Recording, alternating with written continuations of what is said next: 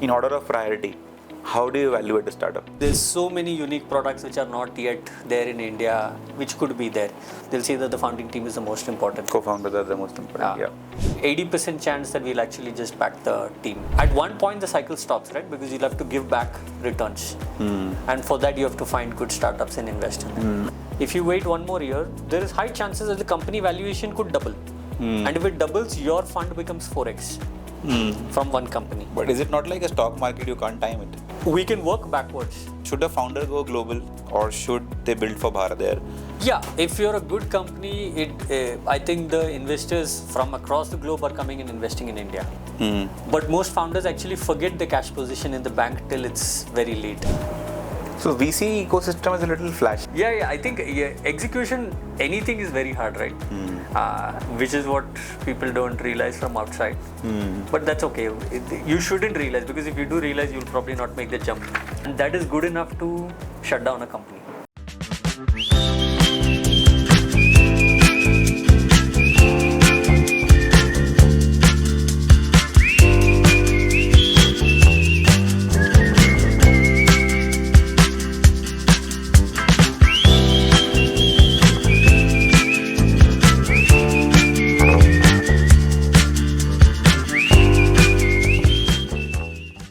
So welcome to another episode of the FuF Nights, Founders Unfiltered.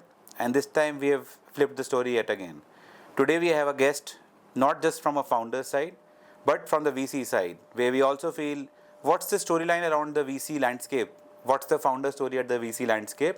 To unfold it, we have today Rohit Krishna with us, who's a CA. Rohit, instead of me introducing you, I know a lot about you. But what we've been doing in this podcast and what we are telling the guest is, in my personal experience, whenever I talk to any candidate or job seeker and I ask them to introduce themselves, apart from the resume that's already with me, they 99% of the time go through the resume only. But I think that's the difference we are willing to bring out. So we want to know who Rohit Krishna is, what's the self of Rohit Krishna. Over to you. Sure. Oh, I didn't know this would be the starting question, but yeah. Very cool. Glad to be here, first of all. Thanks a lot for having me. Yes, I am a CA. And but apart from that, born and brought up in Chennai. So there is a love-hate relationship with the city, first of all. So a lot of my colleagues and people I grew up with, they've taken two paths, right? Either you stay in the city or you move out for like better opportunities, either outside the country or to Bombay. Yeah. So I took the second path, and I wanted to be in Bombay. But for two reasons. One is just wanted to explore what else is there in the investment ecosystem, that is the the professional side. But also my girlfriend was in Bombay at that time. So there was a strong motivation to go there. Okay. And then I found this interesting path, so I took the risk, and that is the story behind the VC scene, which I've actually not told out loud before. Good that you're the first one to know this. Yeah. So Rohit, you are wearing a retro watch in your left hand and a gadget on your right. Sure. So it's a blend of sticking to the ground and yet being tech savvy. How do you define it in your own personal cultural values, given this example that you have on your hand? Yeah, so the watch is so that this is a $1,000 watch. I know it's a Casio. It's a very old one. Yeah, so it's one of the reasons is to just try and stay grounded, irrespective of how much, like you say, you're always talking about money in your job. Right. So this is just to stay grounded. Right. The other is so that this is an ultra human ring, but it is just always have this curiosity to test new things. And if we don't do it, then we don't find these companies, right? Right. So that is the tech point of view. True. Whereas this, like you said, it is just to ensure that you don't get too flashy yourself. There was an interesting post by Ritesh Malik yesterday, the founder of Innovate. I mean, he's very known in the ecosystem, where he talks about time in terms of what kind of watch people wear, and at the end of it, the way he's perceived time value and on now how I see time. I'll put that and I'll also share with you. Sure. You kind of summarized it in your summary as well. But let's go a little further back. I mean, love with numbers, because you're a first attempt rank holder chartered accountant. You've cleared all CFA levels in one go. What has been the love with numbers? Where did it start? What was schooling like? What was the trigger point for you to go in this direction? So I was good with numbers. I didn't know whether I loved it or not. Like, 10th and 12th, got 100 in math. So I realized, okay, I am Yeah, numbers good are with good. Huh. numbers. But I was interested more in investing. And that is, I think, because of my dad. He's been in public market investor since, I think, the Madras Stock Exchange days. Oh, okay. Like on the floor and everything. So I've seen that up close. So I knew I liked investing. But within investing, did I want to deal a lot with numbers or not? Or did I want to deal with founders, which is what I'm actually doing more Right. now, was something that I had to figure out. So I spent some time on the listed side, where there was a lot of numbers, obviously, spreadsheets and, looking at the same company again and again, quarter by quarter. I realized I like numbers, I'm good at it, but I don't think I love it as much as dealing with people. That's when the private side happened, and I think I enjoy this more. So it's been 10 years Right. in this journey. So you were also at Moody's at some point of time. Yes. What was that experience? I mean, you already covered it, but what was Moody's role in your shaping the startup ecosystem journey? That was actually very interesting because for two reasons. One, we got to meet promoters up close, like the founders of MSME or even large businesses up close, traditional businesses. So we were used to sit with them and ask about their company and the risks and the competitors and their pricing strategy and so many things. And also the second thing, it helped me understand a business from first principles. Like we had to write these 20-page Word documents, where you have to cover a lot of things. And the range of businesses, there were chemical factories in Cochin to cricket ball manufacturers, like so many random things. And every time you have to start afresh, saying, okay, what is this industry? How do they price it? How do they make products? How do they sell? How do they get their customers, etc. So that is a good, I think, start of my career where I spent 2 years. And that, I think, laid the base for everything else that came afterwards. Right. How was the WA journey starting point? And what has been these 10 years in the VC landscape, especially for your fund? Can you just run us through that 10-year cycle? When and how you got up into the role of a GP? What was that journey like? Sure. See, when I joined hands with Deepak, they had an investment bank, Deepak along with two other partners, to help startups raise capital. This was in 2015. The market was very different. Before the Startup India policy. Yeah. The policy was not there then. Huh? Yeah. And I was coming from the listed side. I think Deepak was previously with Intel Capital doing more growth investing. But Intel also took a step back from India in 2014. So the starting point for all of us was to just help companies and see if we are able to find good companies in the first place. Okay. And for me, it was a shot in the dark, but I was like, okay, let's give it 1-2 years and see if I'm good at this, first of all. And together as a team, are we able to launch something or not? Okay. So the goal was to always launch a fund. Okay. Because we knew this was just a stepping stone, the investment bank. And we found one very good company called Pratilipi. Yes. In 2016 end, we introduced them to Nexus. Okay. For their first round.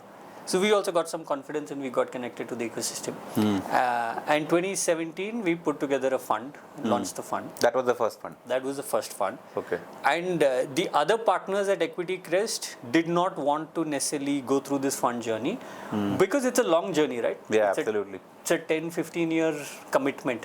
So they were not comfortable in making that sort of commitment at that point. So it ended up being Deepak and me. So it was just the two of us for the first fund, from finding companies to investing in them, doing some diligence, helping them after we get them as a portfolio, and doing all the back end work. From getting investors to signing the contribution agreements, everything. And this was till 2019. So we invested from the first fund from 17 to 19. And after that, 2020, we launched the second fund. And then we started obviously getting back-end compliance team, finance teams, etc. And also started hiring for the investment roles within the fund. Now the second fund is also fully deployed. Okay. So we'll sort of progress with the new fund sometime this What year. were these fund sizes? First fund was very small. It was 20 crores. Mostly, people Deepak knew, I knew, whatever, like 1 degree further to us. That's all. And most of them were also first-time LPs into a VC fund. Oh, They've that's never interesting. invested in venture funds before. They might have done some angel investing, etc. And the second fund was 115 crores. This was also mostly our LPs from Fund 1 plus their introductions. Got it. So this was raised directly, not through an intermediary or anything like Got that. it. Now we'll look to How's raise the a new fund 3 looking etc. like in terms of size? Size, we still don't know. We are figuring out what the end size will be, but should be at least 2x the second fund. Got it. So I'll come to a little more on the funding. How Yes. does a VC function and how is it created? But from your standpoint as a GP, can we say like a co-founder for a startup GP is like for a fund and they almost have a parallel responsibility matrix, or you will say it's totally different, it's much more than a co-founder role? No, I think it's very similar, at least from a point of view of raising capital. So there, when I sit with founders and they go through the journey, like just recently, 2 days back, founder called me and said, "Oh, I'm being rejected by 7 VCs." I said, "So what? Like you just need one Correct. VC to give you the check, right?" But he's like, "No, I'm not used to rejection." So Okay. for us, it's a little similar, but also harder in that sense that we'll have to convince multiple parties to keep investing in the fund. And also it's extremely illiquid, right? Like once they invest, it's locked in for 10 years Right. at the least. So from a fundraising point of view, I think it's very similar.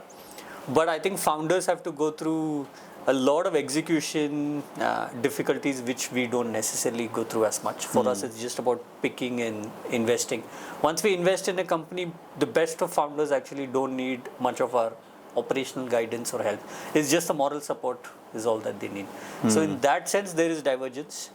But raising capital is very similar. But in terms of rejections, Yeah. I mean, is it similar? I mean, when you go out and raise funds for find LPs, what's the rejection rate like? How much effort you have to put? Or is it like after the stage, it's like if you've done one good fund, then it becomes very easy? Yes, that is true. If you get one good fund where you can return, let's say 4x plus, then it should be easy. But the problem is most LPs, because this is illiquid investment, they rely on word of mouth or trust through someone else that they know who is invested in the fund, etc. Got it. Or it could be through a wealth manager or a broker, etc. So the harder part is actually getting access to them, like being in the same room as them. Rejection post that for us is not too high. The most of the time we get rejected because our fund size is too small for institutional funds, etc. But family offices and individual LPs is the conversion rate is higher. But the problem also for a fund is you speak to any other fund manager, the story sounds very similar. They'll be like, "Oh, we picked good companies, our IRR is pretty good, and then we'll exit companies," right? So you also have to pitch. So our story is exactly the same. At the same time, we can't differentiate our fund just because we want to pitch to LPs also. Got it. So I think that's where there's divergence, but mostly people get convinced when they see the portfolio and they get excited about the portfolio rather than about us. Okay. That's where we've had more success. But somebody who's, I'm jumping the whole section here, but say somebody who's willing to start a fund. So let's say we want to start a fund today. I've always got this pushback, यार 100 crore से नीचे कोई fund मत बनाना, कोई फायदा नहीं है उसका. What's the right method of entering into a VC ecosystem?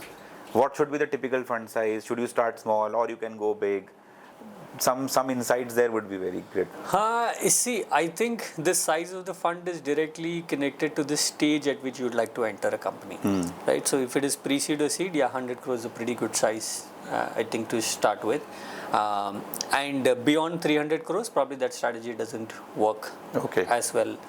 And anything beyond 300, 400 crores, you'll enter the Series A, pre-Series A kind of territory. Got it. Where you'll have to enter. And there the competition is everyone. Right. You speak to a Bessemer, to Nexus, all of them say that their ideal entry is probably seed, but in most cases Series A, not beyond that. So then the competition just really changes because the brand name that they have is very strong. Right. And also the network effects that they have because of being in the ecosystem for 15 years is very, very strong. Right. But seed is usually easier because these founders, they just want some money. They're not trying to optimize, okay, am I raising from a tier 1 fund or a tier 2 fund, etc. So it's easier to find these founders and invest, apart from, of course, raising that capital of minimum 100 crores. But yeah, in this market, 100 crore is required. Now, assume what was difficult for you? I mean, clearing the CA in first attempt or your first no to a good founder you wanted to invest in, but it was not fitting in the thesis. No, CA first attempt I would say was probably easier because that's predictable. No, like okay, there are books, you study it, you practice it, True. and you get it. With actually, finding a founder and being excited about it and wanting to invest and not investing. Not investing. That has gone mostly like I've got lucky if not investing. Okay. Because when I was younger, and usually when you're younger, you get excited about things very easily. You're usually very optimistic. True. I think as you grow older, you just, that scale, The filter becomes more prominent. more pessimistic, Yeah. right? Yeah. So for me, thankfully our IC was very strong, and a lot of deals got rejected which got took to the IC were pretty decent deals. Like you could have found many reasons to do those deals as well, but for whatever reason got rejected. But in hindsight, when I'm looking back, I don't think we missed that many deals that ended up becoming unicorns or whatever. Any one or two specific use cases where you said, yeah, this was on the plate, yeah, ये कैसे छूट गया? So I'll give you both sides of the coin. No, so one was ultraviolet. I think you'll know. We know, of yes. course, like they've done really well. So we saw them in the seed round where TVS also invested. Yeah. So we were like, okay, we're a small fund, and we knew this required a lot of capex and capital. True. So that was a concern. So we took it to IC, and then this concern Didn't go through. we couldn't obviously. Ours was a 20 crore fund, no? Right. So like, I mean, what? yeah, they needed much more. Yeah, exactly. Then the second deal on the other side was deal share, Okay. which was That also I was think on the became a table. unicorn. I think, but there we took it to IC. PDD was a company in China which has done really well. Okay. So they were like, okay, let's take the same model and figure it out in India. On paper, it sort of seemed to work, but I think the main pushback was they had negative gross margins. Oh, At that point in time. It's still early. We saw it at a seed round. that would be between 15 to 19 somewhere. 2015. Yes. Yeah, I mean that that market was totally different. Yeah. Correct. Yeah. So they had negative gross margins. So the point of view of the IC was that how is this ever going to become positive? And we didn't have an answer to that question as to how does this become positive. So we skipped it. Right. Hindsight, it doesn't seem like too bad a skip either. True. But on the flip side, any such deal where you saw, it could be do not want to name it, that's fine. But as an example, you saw certain red flags, yet you went ahead with it, and then it was like bad breakup kind of a thing. I think most of the time that's because we get too excited about the market and the product and read the founders wrong. Or you're reading the founders rightly, but you're ignoring some aspects which they're not good at, but is probably critical for the business to survive over a very long period of time. Right. So we've been right in timing the market and the product being right, everything else. But if the team is not best suited, That's the first priority. Huh? It's hard, right? Because you get super excited. You're like, oh, I found this. And it's not easy to find an exactly similar product somewhere else in the same time with a different set of founders. Right. At the pre-seed or seed stage. Right. At Series A, Series B, it's easier to find. Yeah. But Something at will be pre-seed there. and seed, it's harder. So you usually end up going, but now we've taken the step back saying no, unless the founding team is also extremely good, specifically for building in that sector, you don't make the investment. So that brings me to a question as a VC, in order of priority, how do you evaluate a startup? Yeah, so if you had asked me this, let's say 5 years back, I would have said product. Yeah, Product first. correct. Because there's so many unique products which are not yet there in India, which could be there. But now, for two reasons, I think a lot of white spaces are getting filled up as well. So now the innovation has to just keep getting better and better. It's not like it's so easy to just create something new, right? As to what it was in 2017. And also because of just the mistakes that we've made or passes that we made, and then looking back in hindsight to see whether it was right or wrong, we realized, of course, I think you read any book on VC or anyone, they'll say that the founding team is the most important. Co-founders are the most important, yeah. But unless you go through it yourself, it's very hard to internalize that fact, which is what we've also done. And also to, how do you identify who is a good founder and not? Right? Like, I think that takes just meeting 1,000, 2,000 founding teams and then having some pattern matching going on within that.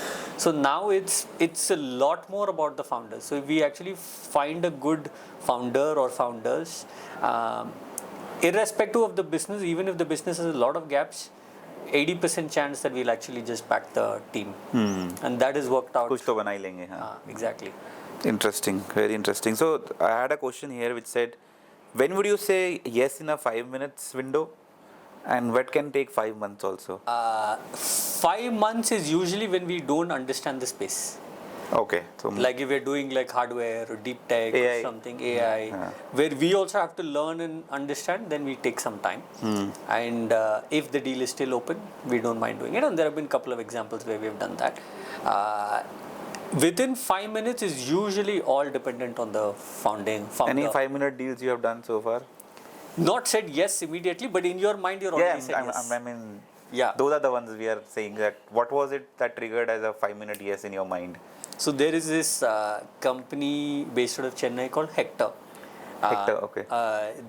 They are into cross-border agri trading platform with a lot of tech involved. Agri-tech, okay. Yeah.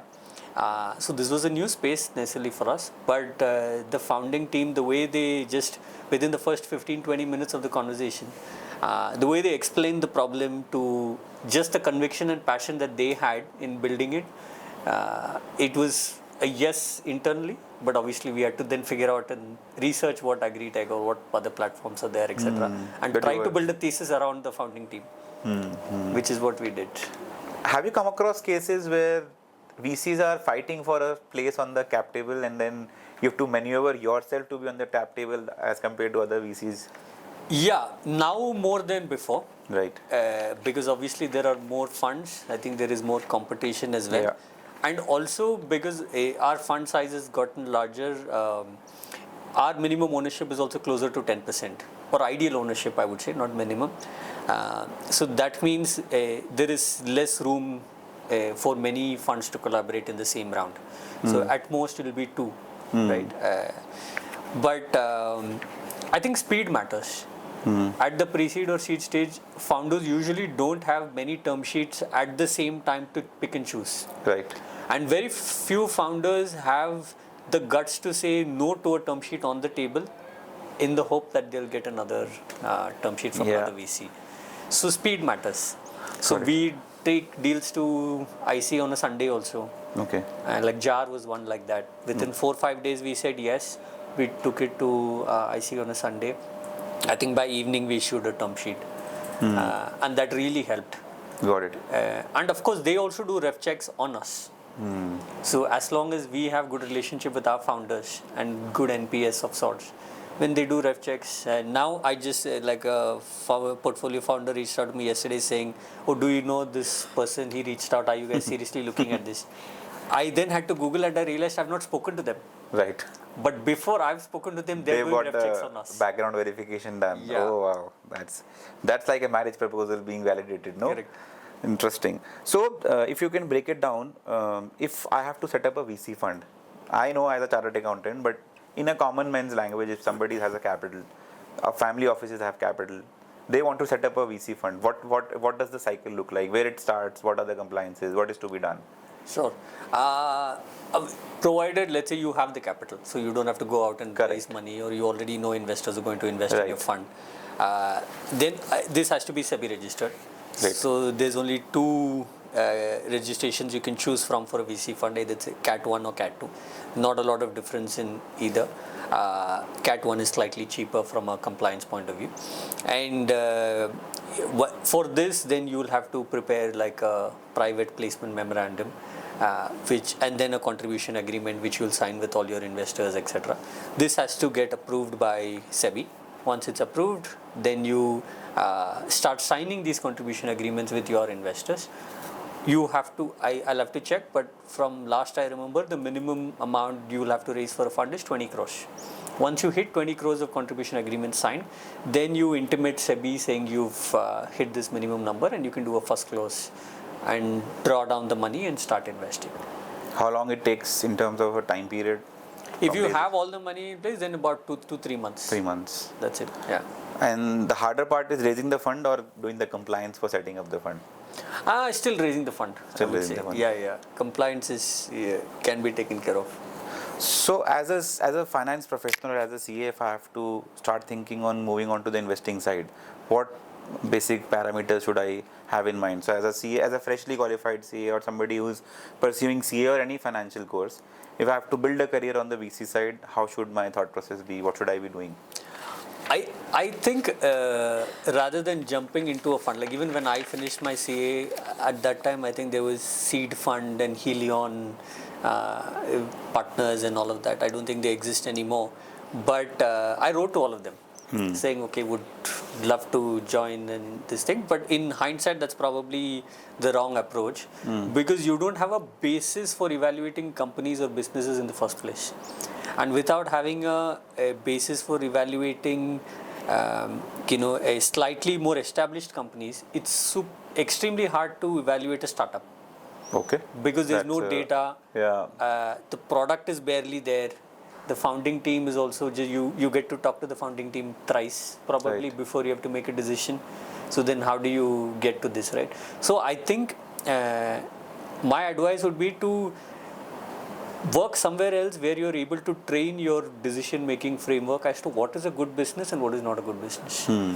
From any lens, could be investing or could be for consulting or whatever, right? But once you have that, then it's about understanding whether you have the capabilities to find a good business at an early stage, or are you better suited for, let's say, a private equity or a later stage fund. I think each one's got some specific preference within this, right? Like a lot of my friends at Spark, they're still on the listed side and they enjoy doing that. And I think you can generate good returns irrespective of which asset class you be a part of. But it's just that you'll have to figure out where are you better suited for. So just doing 1-2 years in multiple asset classes is probably better till you figure out which is your best fit. Rather than saying, okay, I want to do only VC, because probably you might not be a good fund manager. Yeah. And if you're not able to find good startups, then the rest doesn't matter. Even if you raise a lot of capital, you're good at raising capital. At one point, the cycle stops, right? Because you'll have to give back returns. And for that, you have to find good startups and invest in them. In terms of an IRR return benchmarking, what's the benchmarks for Cat 1 funds of, say, 100 crore size? What's a good, you said 4x, but in terms of an IRR conversion, what time period and in how much IRR percentage it's benchmarked? I think two ways to answer this. One is what is the actual benchmark, which CRISIL and NSE are now like regularly publishing for about 3-4 years now. And that benchmark is not very encouraging. Is it? Okay. It's not very high, but that's because our ecosystem is also evolving, right? Like now there are IPOs and all that coming. So hopefully that will sort of go up. Take it up. But I think from an investor or LP expectation, it should be at least 25%. Okay. IRR, right? 20 to 25%. Otherwise, it doesn't justify the illiquidity risk you're taking.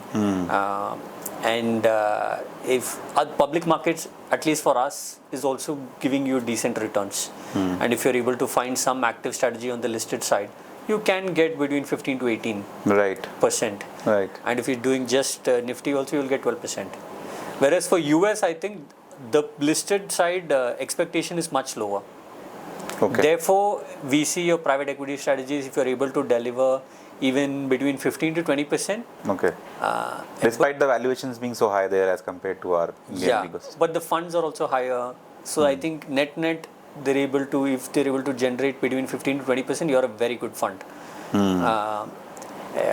But obviously there are outliers there also which generate 35%, like Union Square Ventures is a good example which we look up to.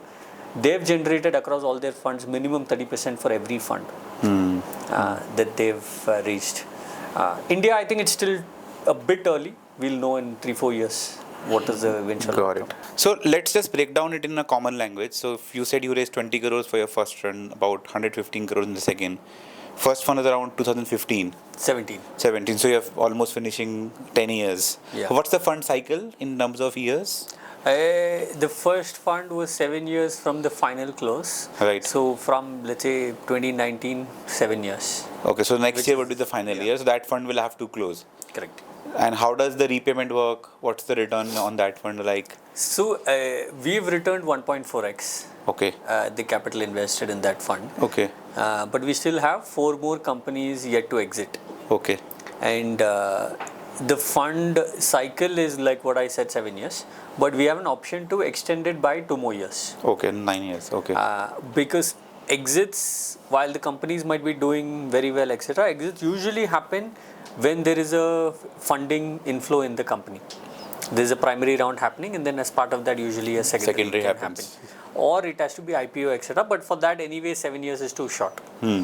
Most companies need a longer period of time because we come in usually within 6 months to 1 year of incorporation of the company. Which is very early, huh? Yeah. So we'll have to extend and then try to exit these 4 companies. Okay. All of them are doing well and they've raised capital from multiple VCs, etc. But still, exit is something that cannot be forced very easily. Okay. So that's why there is this extension clause for all funds. Understood. Now, say for an example, in this fund which completes 9 years, the exit is not in sight, but the portfolio is very good. What happens in that case? Does the fund get sold out or how is it? Yeah, there are multiple paths. You can sell, let's say, all the leftover portfolio companies together into another fund. Okay, which is operational. Could get, investors in. That could be your own fund, or it could be sold to a secondary only fund, which can buy the entire portfolio at some lump sum value, some discount, whatever. Got it. Or you could get more investors and put it in another vehicle for 4-5 years more. Till eventually there is some IPO or some eventual liquidity. Got it. So ultimately, somehow or the other, you have to get the liquidity arranged for the LPs. Correct. Does it reach to a stage where LPs have a clause of forcing the exit, like it is there in the SHAs for the founders, that you can force the exits? What is it for the fund? I mean, if I am an LP in a fund, how do I ensure my liquidity comes back to me in 10 years? I mean, like it doesn't work for founders, I don't think it works for funds as well. Got it. It's a clause, but what LPs can get is in specie sort of distribution of the portfolio companies. Okay. So each of them will obviously get their own share of the company. Just like liquidation. But if we cannot exit it more often than not, they also will not be able to exit the company very easily. Right. So that's the best you can do. You can't get cash. I think SEBI is also trying to do multiple ways to ensure that there is some liquidity event. There are multiple steps which you have to go through as a fund manager, etc., to ensure liquidity to the LPs. But the last step is usually this, where you give it back, the shares in the portfolio companies back to the LPs. Does it ever happen that the fund fails? What happens to the fund managers? What happens to the LPs if fund doesn't do good? I mean, nothing, because at the end of the day, you're investing in a risky asset, right? So it can fail, of course. And for a fund manager, you will not be able to raise a new fund. That's all. So what I'm understanding here is it's a continuous long drawn cycle that you can't stop at fund 1. Yeah. You will keep on raising bigger funds and the next funds are supposed to be bigger than the previous fund. Not necessarily. At some point, you might reach a stage where you feel like, okay, this is sufficient capital for the strategy that I am investing in. And as long as your strategy doesn't change, your fund size need not change beyond a point. And also, I think one more nuance is every fund would have to perform. Like what you said is, what if a fund doesn't perform? Right. You will not be able to The raise next a new fund won't fund. come in. But that could be for fund 2, fund 3, fund 4, fund 7 also. Right. So all have to give exits. Every fund you'll have to continue performing a lot, which is good because that's how any investment industry is supposed to be, right? So, Right. What we advise to founders is don't build for exits. I mean, that's my personal point of view. But then when I look at your side of the story, it is, I'm investing for an exit. Yeah. How do you balance the mindset here, right? Because we as consultants are telling founders build for sustainability, be a cockroach. But there's a VC mindset that wants exit, otherwise there is nothing in it. So how do you Yeah. balance it, right? I think it's like a thin line, right? Like for us in the Indian ecosystem, we've not seen as many fund DPIs yet. Like we've returned 1.4x, but in our vintage, we'll probably one of the highest in terms of distributions. But this has to change. There has to be a lot more funds which are returning 4x, 5x capital back. I think then LPs will realize that, okay, I got 4x, which is not bad at all. But probably if we had held on to this company for 2 more years, this could have been a 7x. Right. Because the compounding effect really happens in the last 2-3 years. Because if one portfolio company is, let's say, already 2x your fund by year 8, year 7, if you wait 1 more year, there is high chances that the company valuation could double. And if it doubles, your fund becomes 4x from one company. But is it not like a stock market? You can't time it.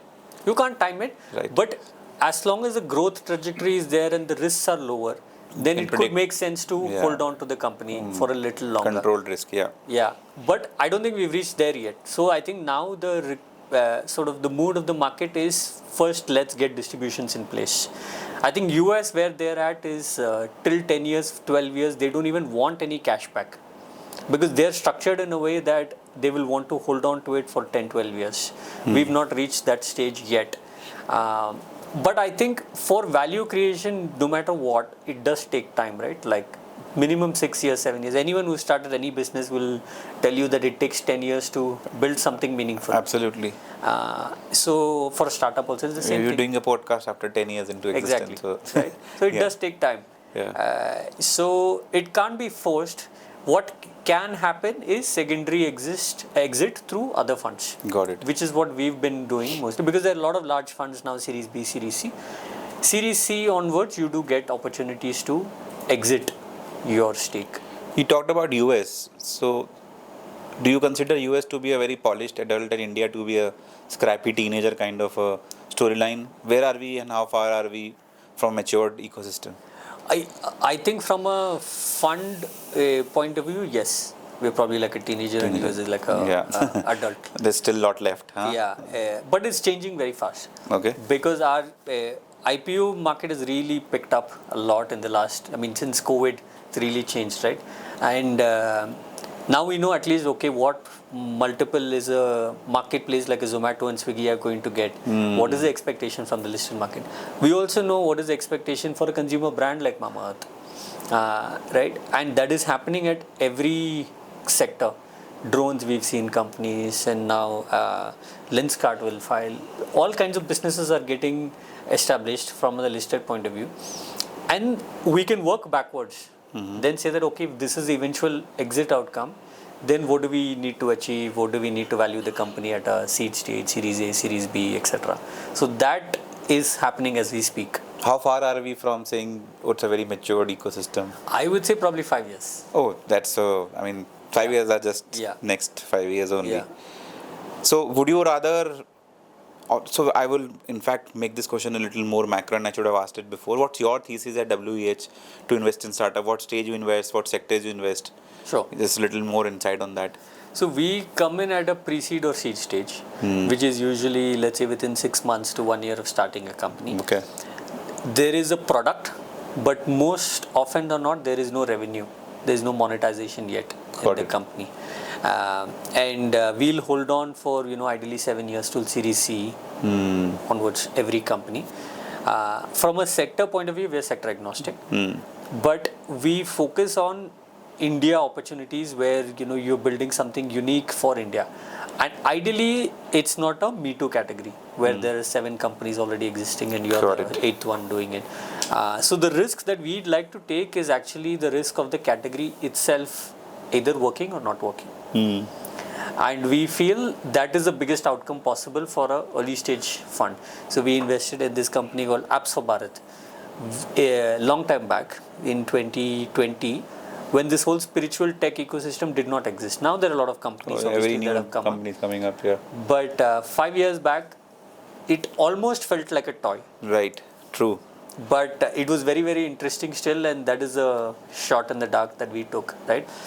So we like to take more of these category creation bets which are focused on India. So one sector we don't invest a lot in is SaaS, because most of the outcome or the customers are in US or Europe, where we will not be able to guide the founders, nor will we be able to know what works or doesn't work. Right? So we are, I think 70% of all our investments would be on the consumer side, either consumer tech or consumer brands or marketplaces, and then the balance 30% would be B2B marketplaces, hardware. Interesting. Whatever answers you are giving me, you are always touching one of the other questions that I have on the sheet. Okay. Yeah. So one link question to this was, should a founder go global or should they build for Bharat? I mean, you already answered it, but in terms of your own liking of what founder is building, Yeah. are you evaluating Bharat as a more prominent product or something that is going global? Yeah, our preference is always in India, right? And there's still a lot of opportunities. There's so much more efficiencies that can be brought in, on the B2C side as well as B2B side, right, for India. And the problem with the global markets is unless you as a founder have some exposure to, let's say, New York or San Francisco or London or whatever, you don't realize necessarily what is cutting edge there. Right. Point number one. Second, whoever you have to sell to, whether it's consumers or enterprises, you'll have to understand their psyche to understand what they want. And for that, some involvement of the city and where you work and live has to be there. Right. It's very hard for a founder sitting out of Bangalore to say that I'll build the best product and sell it to US customers without knowing who are the competitors, what are they building, etc. I think there are exceptions, obviously, some founders have done it, but it's harder than what it seems like. Because US is a very, very evolved market, and for every white space, there are surely 10 startups which are thinking of and building in the US. So why are you better than them? But do you feel that our Jugaad DNA and technology or the Jugaad way of working beats the US side in most of the cases now? In building the product in a cost-effective way, for sure.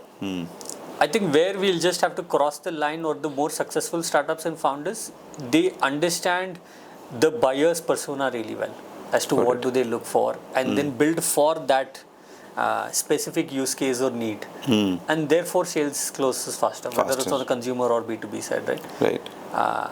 From a product point of view, you're right. But despite of India being such a big market in terms of volumes, why does US drive more valuations, whereas India is the market for them also? Yeah, see, consumer side, I think we've started to get like pretty good valuations, right? You look at Zepto or Zomato and Swiggy. Yeah. I think there is a lot of value creation that's happening. Or even the fashion side, a lot of fast fashion brands which are coming up, etc. On the B2B side, there is not enough depth to pay for software. Whether you look at enterprises or SMEs, they don't value software as much, but that's also because a lot of software has been given free. So we're like kind of spoiling the market also. Yeah. But I think that's what would have to change. But if you look at US, any mid-market company or enterprise will use like 20 SaaS products, 30 SaaS products, right? That has not happened in India. Got it. Well, my question was coming from the point of view at some point of time. Now it's not happening, it's the reverse where people are flipping and coming back to list in India. Yeah.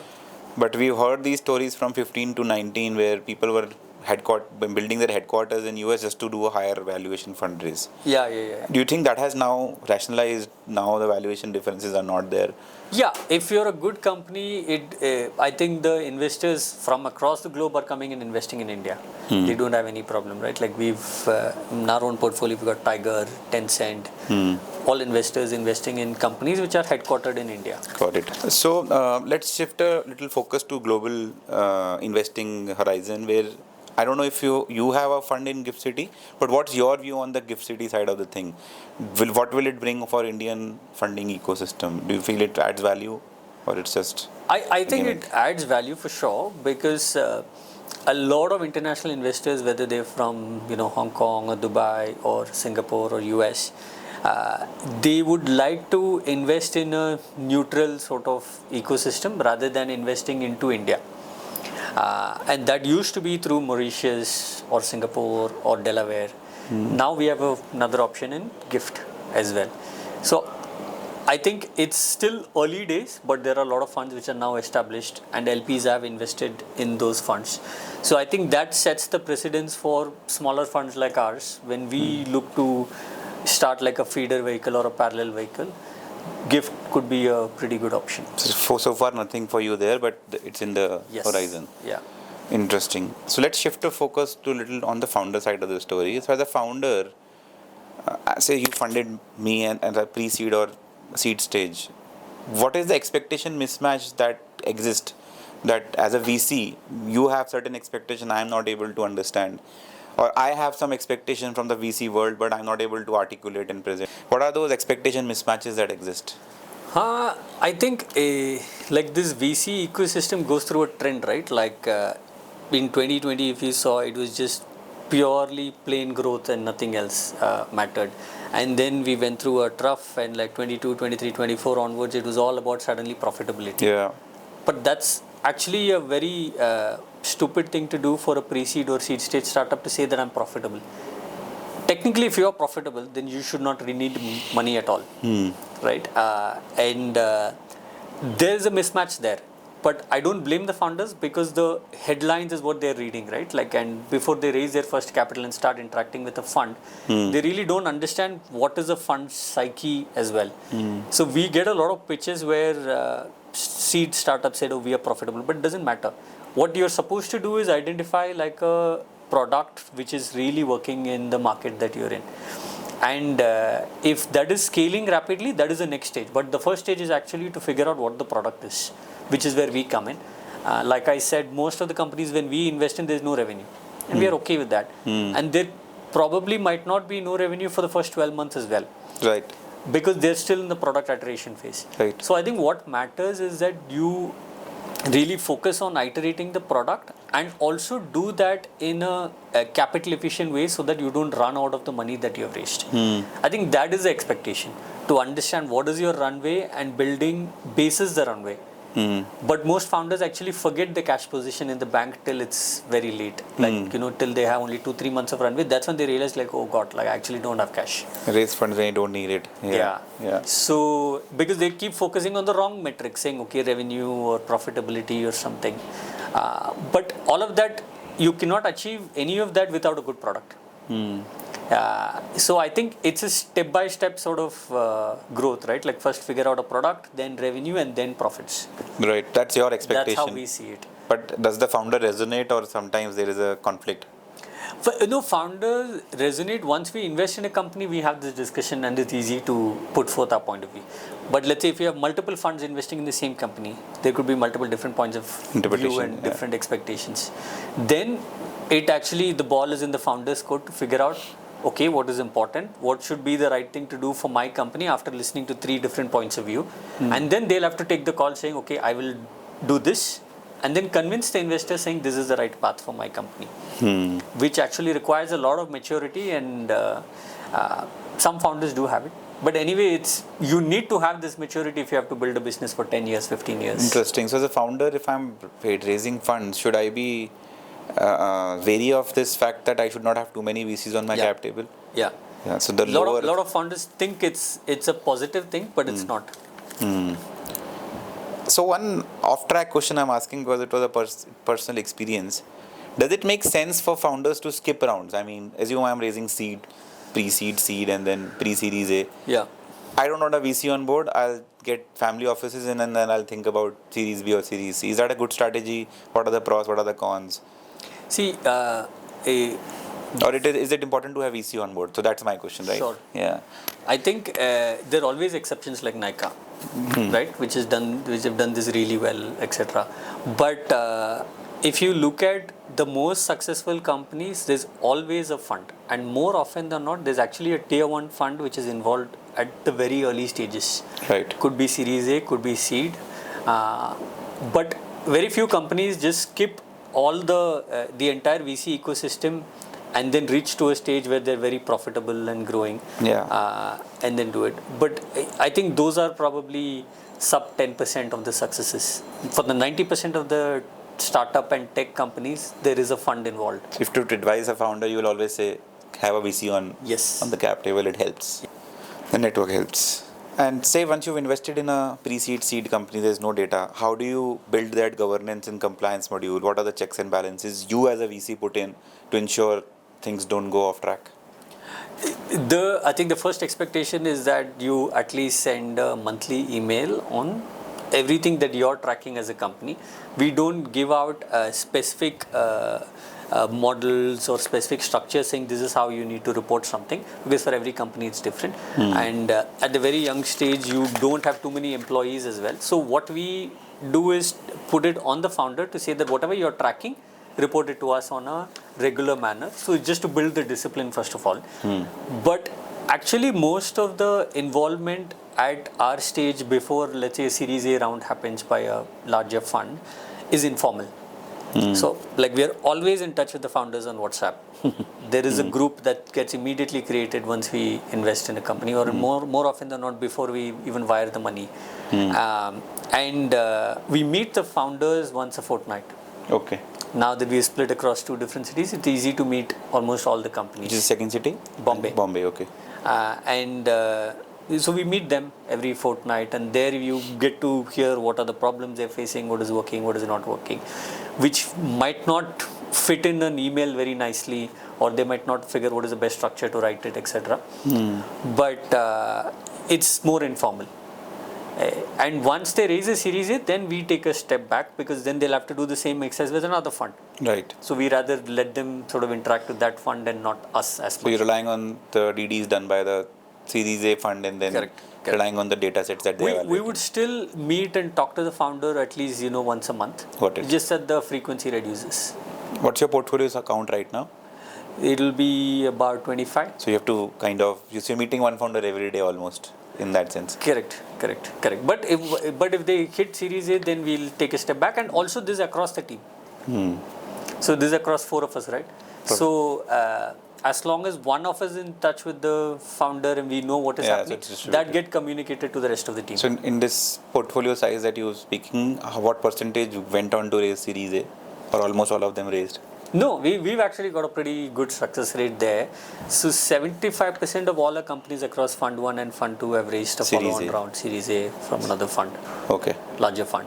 And typically the secondary comes after Series B or Series C. Correct. Interesting. So the funnel is always getting narrower, right? So if the top of your funnel is only 40%, then by the time it gets to Series C, is usually 10% or so. So that's why we try to ensure that the first success metric for us is the Series A conversion. And Fund 1, we had a certain number, but we didn't know whether there was luck or actually skill involved in picking those companies. But now that we have done the same thing for the second fund, we feel there is some pattern matching and skill involved, which we are getting it right at the early stage. Then the expectation is after Series C onwards, there is 1-2 companies which really break out. Right. Then you get your multi-bagger and really good exits. What has been your best bet? Small case was a pretty good investment for us, like that returned the whole fund for Fund 1.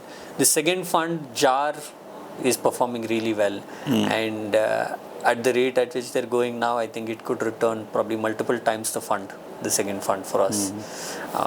But yeah, do you see more acquisitions in the ecosystem, more consolidation, or more IPOs? I think it's the way the market is going right now. Obviously, the mood could change any minute. It feels like it's IPO, because for acquisitions, you need to have large companies in the first place, right? Like there are obviously 10 conglomerates, let's say in India, which are acquiring and interested in tech, but they don't do that many acquisitions on a yearly basis as much as what's happening in the US. So our M&A market still would have to evolve. I think certain categories like consumer brands, there are a lot more acquisitions, because it's easy integration, distribution is the same. You take one product and gets distributed across. There the synergy is very evident. But let's say if someone has to acquire an urban company, it's not that obvious, right? Like Right. how would you integrate it? I think Tata has done a great job with Big Basket, Right. but it's not that easy, and therefore IPO is just easier as in liquidity event. Got it. So I'll come back on the startup side a bit. So you talked about governance, what kind of things you do, but early stage specifically, we've seen where founder have an intent of doing everything on their own as long as possible, and not shifting the baton to specialist unless it's a alarm or a red flag that is being raised. You also face certain challenges.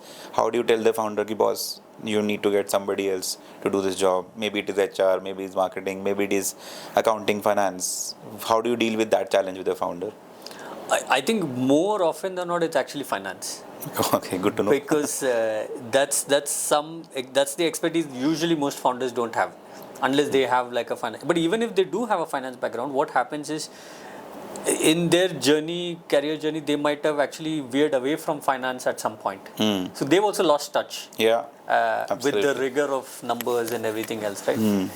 Whereas for HR and marketing, usually the founders are expected to handle it themselves rather than get a specialist for two reasons. One, it's core to your business, so you would have to manage it. Second, you probably will not have the money to hire a really good specialist anyway at that stage, because whoever is joining your company is taking a big risk because yours is a startup, and therefore you would have to pay a little bit more. And more often than not, they don't have the money to Right. do that. But in finance, I think they feel like they know it and they can manage it. But then there comes a point where either something is Yes. clearly not working, or there is a lot of optimizations that could be done, but that's still left on the table and it's not happening. And because of that, your profitability is taking a hit, or your burn is more than what it should be, etc. So there we've seen a lot of change.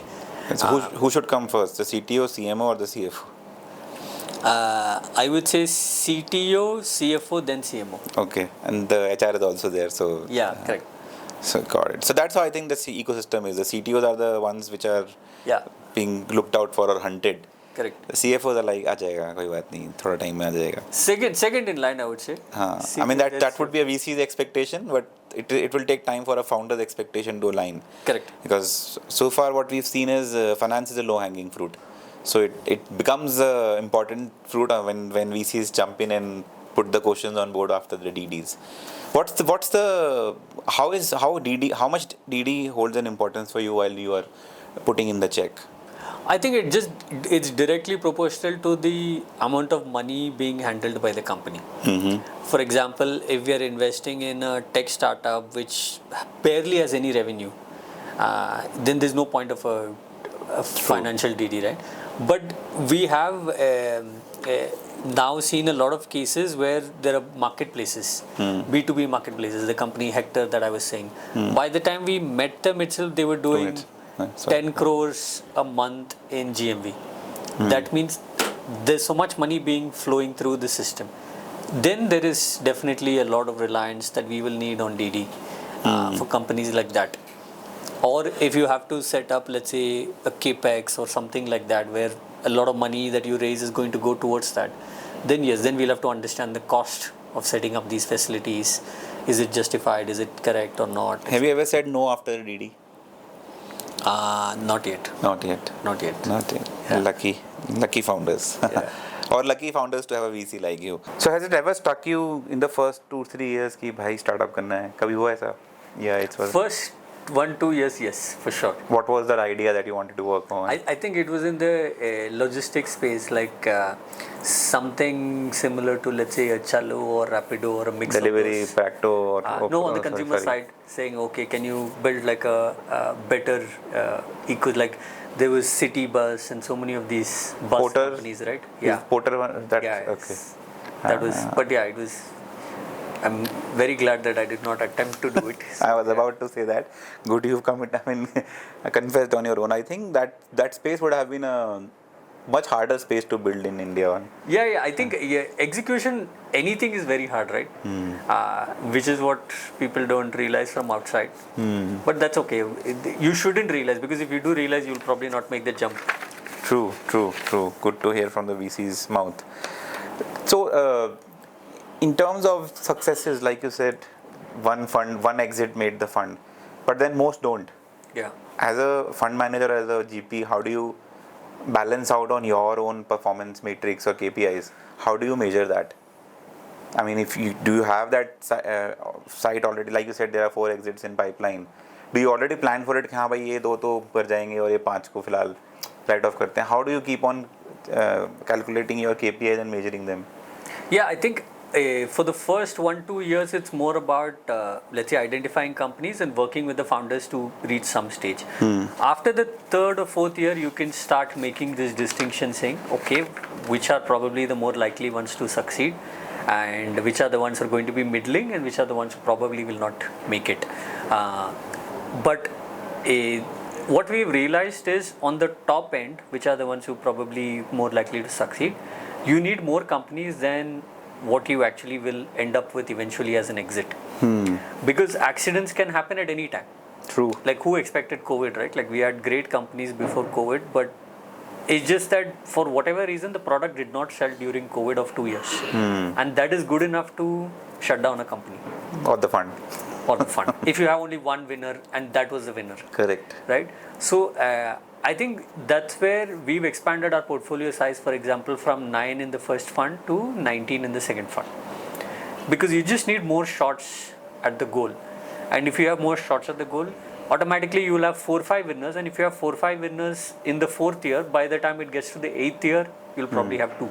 And that is good enough for this math to work. So VC ecosystem is a little flashy, is what I believe. I mean, pomp and show, but with having such success stories and exits, it has been a very low profile for you and for say WEH. Sure. Is it intentional, a part of the DNA, or it's like this is nothing new? I mean, this is how we are. No, I think this is how we are. I don't know if it's a good thing or a bad thing. Right. So it's just generally who we are as people. Automatically that is translated to the fund. But it's beneficial for the fund if more people know you. Just because more startups will reach out to us. So it's always just beneficial to be more in the open. So the Batman of the VC world, you're there, but you're not there. You're not visible. Yeah. But we are hoping to change that at least to. Yeah, you know, I mean that's exactly. I mean that's the dilemma we always have had, barring the last 3 years, where making noise I think is very important. People should know what's happening. Yeah. So good to know that front as well. One question I had kept on hold in the initial talks was around many new small funds coming up. So what we are looking at especially at incubation level or an accelerator level is many small funds have come up, 10 crore, 20 crore, 25 crore. You also started with a 20 crore fund, and say these are 5-year, 10-year funds and horseshoe and what and all. What is this happening in this ecosystem? Does it have a value? Because like I said, this ecosystem is very flashy. But at the end of the day, a 10-20 crore fund for a 7-year cycle, unless you raise the next fund, I don't think it makes any sense. Am I reading it correct or I'm not reading it correct? No, you're reading it correct. I think what has changed is it's become easy to probably raise 10-20 crores from people around you who know you, etc. But I think there are a lot of things you'll have to get right to go to the second fund or the third fund. Right. And the first thing is actually the portfolio construction itself, right? We invested in 9 companies, but we somehow got the selection decently right that we could return 1.4x and hopefully more than that. But that's actually not a right portfolio size at all for a pre-seed or seed fund because it's extremely risky. Right.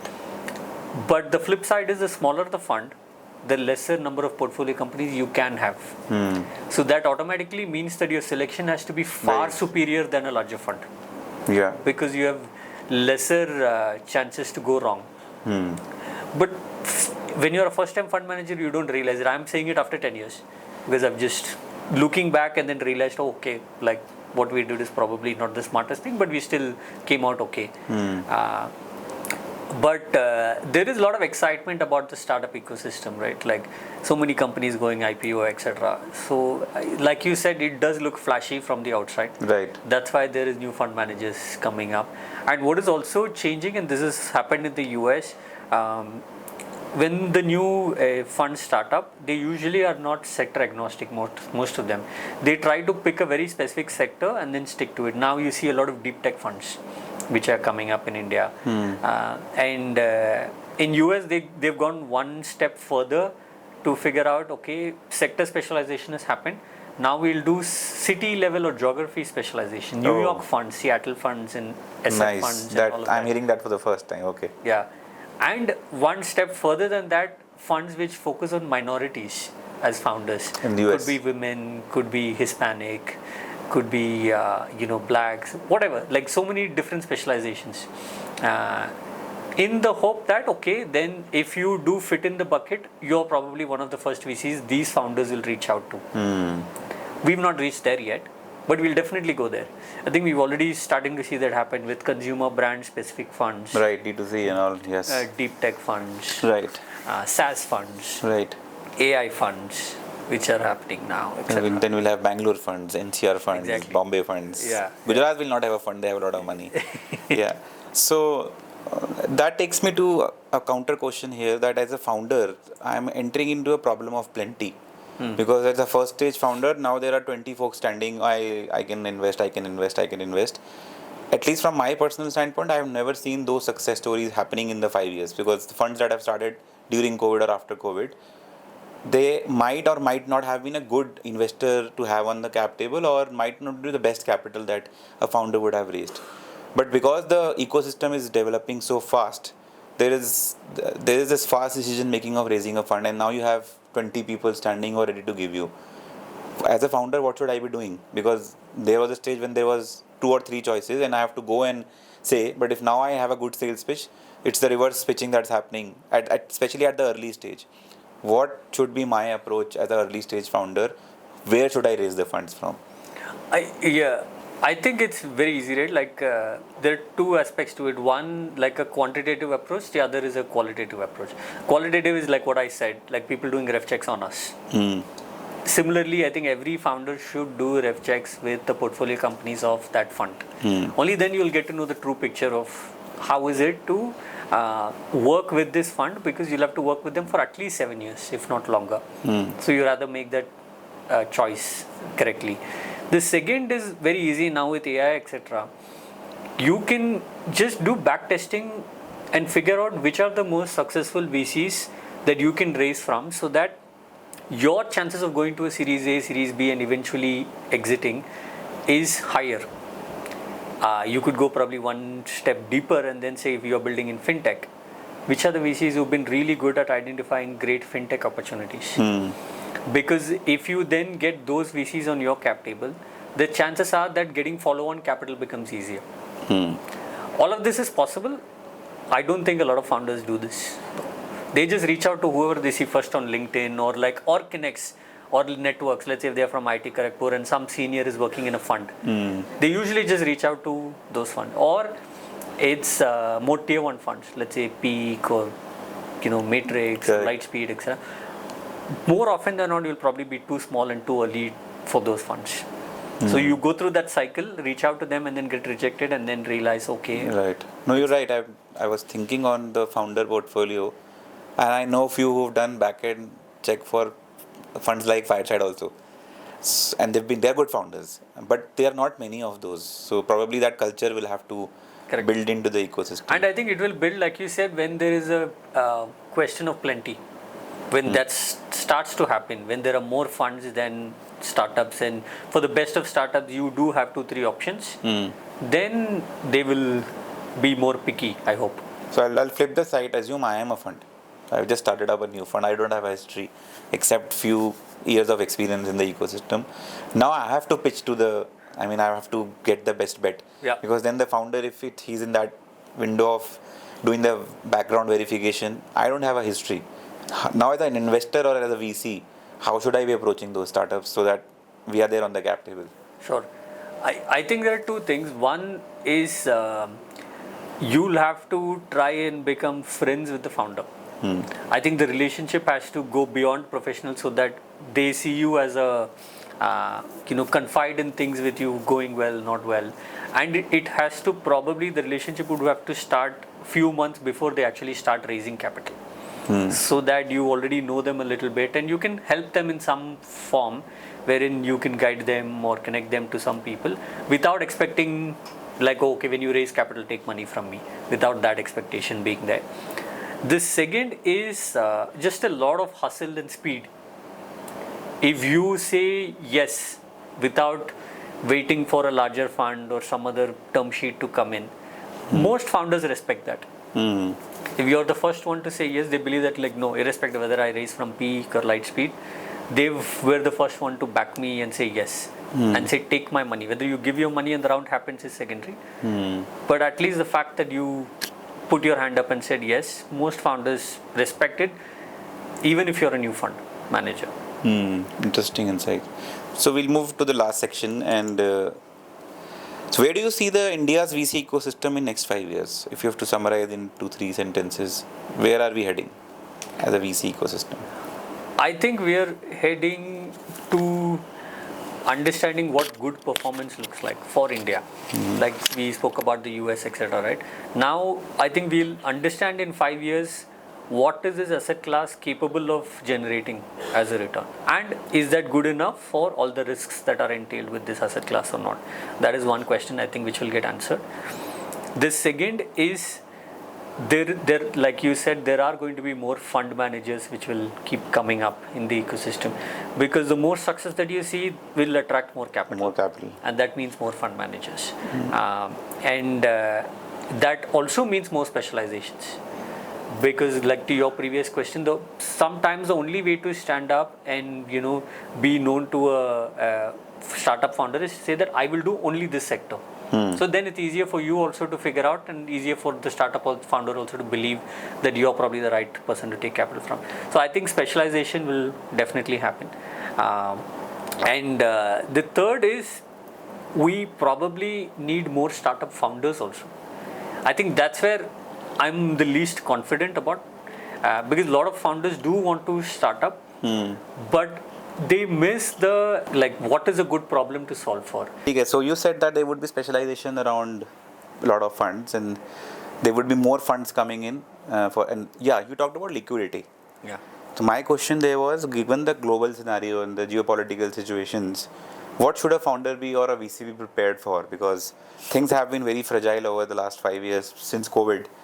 I mean, of course, liquidity has improved because of rate cuts and all, but the geopolitical tensions are always prevailing. Yeah.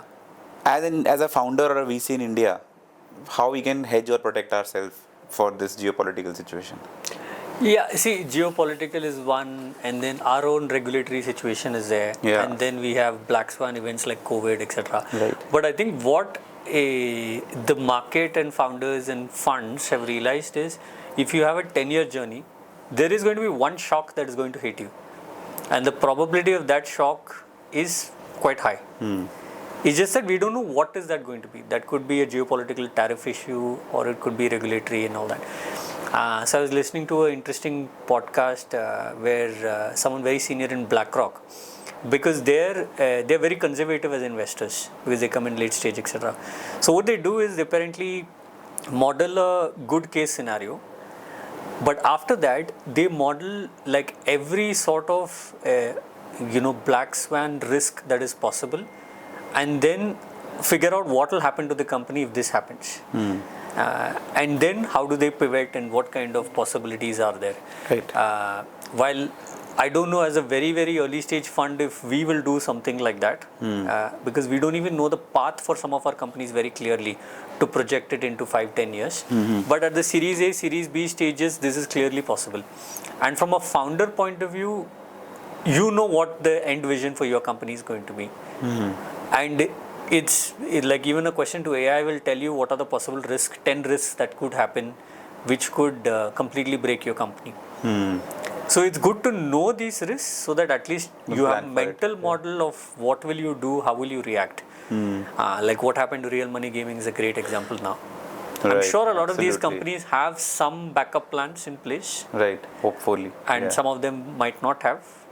But I think that is a great strategy to just have. How is AI changing the VC landscape internally in terms of your operations or otherwise, say research or governance? Have you brought in something? I think it's helpful to just make us more efficient, because funds are usually very, very small teams. We are still 4 of us. Right.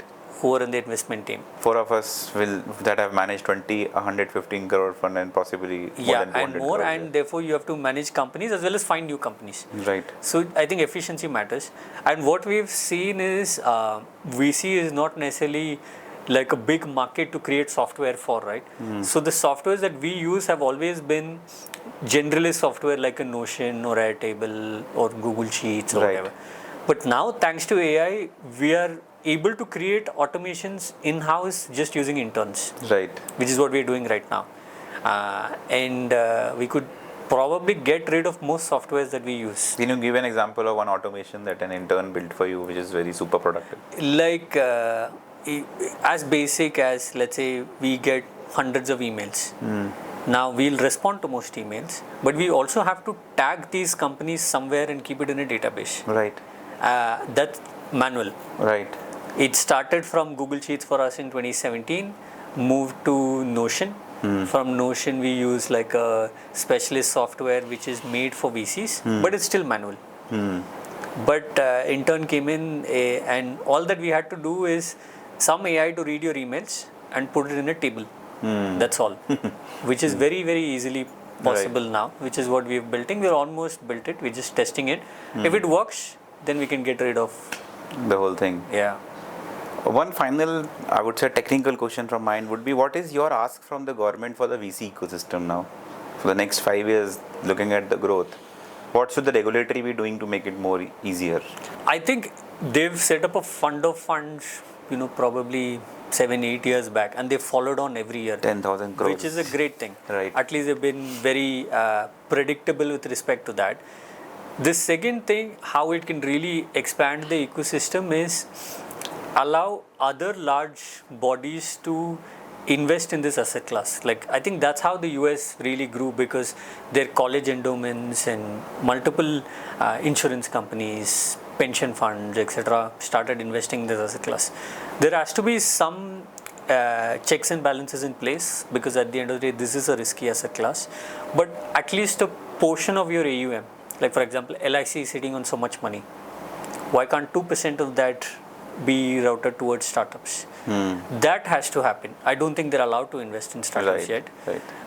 But like, that was just one example. I'm sure there are many such large AUM that are being invested only in public markets. So I think that would be really helpful. If that opens up, then capital will never be an issue after that. So in terms of investing, what is your own personal investment? Because somewhere you mentioned that you don't invest much into stock markets, or you've been away from that. What kind of startups you personally have invested in? What's the total count? What percentage of your overall total asset class are startups? So I used to invest a lot in public markets when I was still with Spark. This is before 2015. After that, it actually moved fully to the private side, but not in a direct capacity, because that will be a conflict to the fund.